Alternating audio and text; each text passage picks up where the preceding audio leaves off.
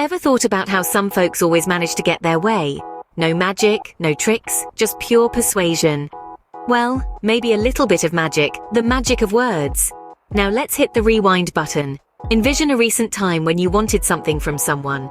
Maybe you were trying to coax your roommate into doing their part of the cleaning, or you were setting your sights on that juicy promotion at work. Perhaps you were attempting to sweet-talk your way into a date.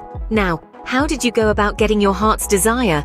In a perfect world, we could just ask for stuff and bam, it'd be ours. But sadly, reality isn't that generous. We can't always hit the jackpot in the first try. So how do we snag what we crave? This leads us to the intriguing realm of persuasion and manipulation. Now don't start looking suspicious. We're not endorsing any shady, underhanded tactics here. We're zoned in on the ethical, honest techniques of persuasion. But as we delve into these, it's crucial to comprehend that manipulation is real. It's out there, and sometimes not playing for our team. If you're thinking we're going to hand over a handbook to hoodwink others, think again. This video is more of a magnifying glass to recognize when you're on the receiving end of manipulation. It's an aid to help you spot the red flags, decode them, and regain command of your choices. This is all about powering you up to steer your relationships and social interactions like a pro. Remember, as we venture into the realm of persuasion, it's not about pulling people's strings. It's about identifying when we're the ones being strung along and reclaiming control of our decisions. We all have the right to be heard, and persuasion, when used ethically, is a legitimate tool to make that happen. In the end, it's about finding a sweet spot between our wants and the wants of others.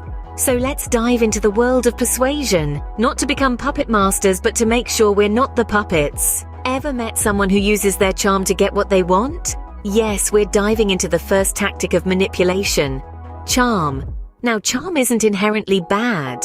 It's often associated with being pleasant, delightful, even charismatic. But when charm is used as a tool for manipulation, that's when we need to draw the line. Manipulators who employ charm often use flattery and attractiveness as their weapons. They know just how to make people feel special, attractive, and wanted. They'll shower you with compliments, make you feel like the center of their world. But here's the kicker. It's all a well-crafted act. Their goal? To get you to lower your guard, to make you more susceptible to their demands or desires. So the next time you encounter someone exceptionally charming, take a moment. Are they genuinely kind-hearted, or are they using their charm to influence you? Remember, not all that glitters is gold. Charm can be a manipulative tool. Next up is the darker side of manipulation: coercion. This tactic isn't all fun and games, and it can leave a lasting impact. Coercive manipulators use fear or threats to bend others to their will. They create scenarios wherein the person being manipulated feels as though the consequences of not complying are worse than giving in. Imagine someone saying, "If you don't help me with this, I'll spread rumors about you." It's a daunting proposition, isn't it? The fear of potential harm or damage to one's reputation can drive people to act against their better judgment. Coercion is a powerful tool, but remember, it's a tool of fear, not persuasion. It's important to recognize this tactic when it's used against you. Stand your ground and remember, you have the right to say no, regardless of the threats or potential consequences. Coercion is a tool of fear, not persuasion. Silence is golden, but can it also be manipulative? Absolutely. Now let's delve into the third tactic of manipulation: the silent treatment. Have you ever been in a situation where someone refuses to speak, leaving an uncomfortable void? That, my friends, is the silent treatment. Manipulators employ this strategy to create anxiety and unease. It's a psychological game of chicken, where the manipulator is betting that the other person will break the silence first. And when they do, they're often so relieved to end the awkward quiet that they'll agree to almost anything. Yes, it's a pressure tactic designed to make you feel off balance, to make you concede to their demands just to escape the discomfort. So the next time you encounter a wall of silence, remember, it could be a manipulative strategy. Silence is a powerful tool, but it can also be a weapon. Logic and reason are virtues, but can they be used for manipulation? Yes, indeed. Welcome to the world of the Logical Manipulator. This cunning character employs the fourth tactic of manipulation, reason, to bend the will of others. They use logical arguments, well-constructed scenarios, and seemingly sound reasoning to influence the decisions of others. Imagine a scenario where a logical manipulator wants you to invest in their business venture. They may present you with a compelling argument, backed by data and facts, suggesting that you'll gain a huge return on your investment. The pitch sounds reasonable, right? But what if they're hiding the risks, or the data they're using is cherry-picked to support their argument? That's the danger of logical manipulation.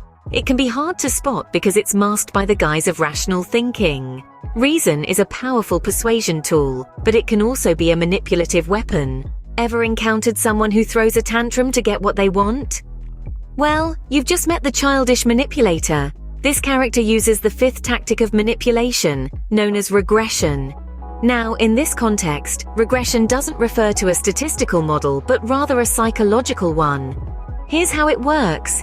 The manipulator reverts to childlike behavior, think whining, crying, or pouting to get their way. It's a peculiar tactic but quite effective, especially when the person on the receiving end just wants peace and quiet. It's like dealing with a toddler who won't stop crying until they get that candy. Adults using this tactic create an atmosphere of discomfort and awkwardness, making you want to give in just to stop the childish behavior. It's a crafty tactic, exploiting our natural desire for tranquility. So the next time you see someone acting like a 5-year-old to get their way, remember, it might not be an emotional outburst, but a calculated move. Regression is a manipulative tactic that exploits our desire for peace. Finally, we have the Humble Manipulator. This character doesn't use charm, coercion, or even silence to get what they want. Instead, they employ a tactic known as self-abasement. It's a subtle yet powerful form of manipulation that plays on our human instinct to comfort and help those who appear to be in distress or in need. Self-abasement is the art of humbling oneself in front of others. The manipulator might downplay their abilities, express self-doubt, or even degrade themselves. They might say things like, "I'm just not as clever as you," or "I could never do it as well as you could." By doing so, they make themselves appear vulnerable, less threatening, and more likable. The aim here is to evoke sympathy and compassion from the person they're trying to manipulate. They want to be seen as the underdog who needs help, the one who's down on their luck, or the one who's always getting the short end of the stick. This sympathy can then be leveraged to gain favors, forgiveness, or even to dodge accountability.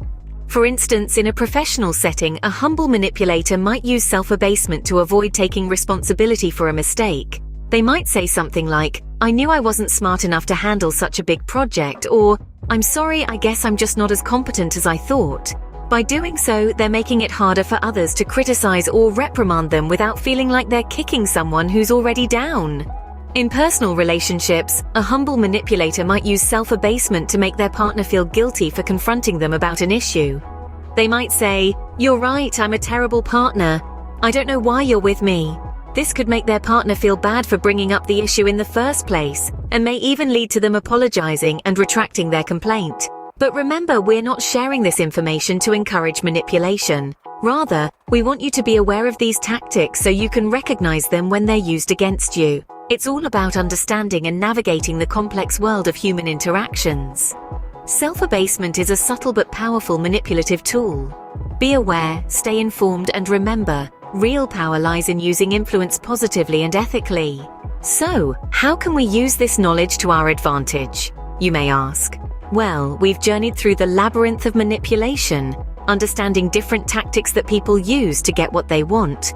From the charming manipulator who uses flattery to the coercive one who employs threats, and from the silent manipulator who leverages anxiety to the logical one who uses reason to persuade. We've also explored the childish manipulator who resorts to immature tactics, and the humble manipulator who uses self-abasement to evoke sympathy. Recognizing these tactics is the first step in protecting ourselves from manipulation.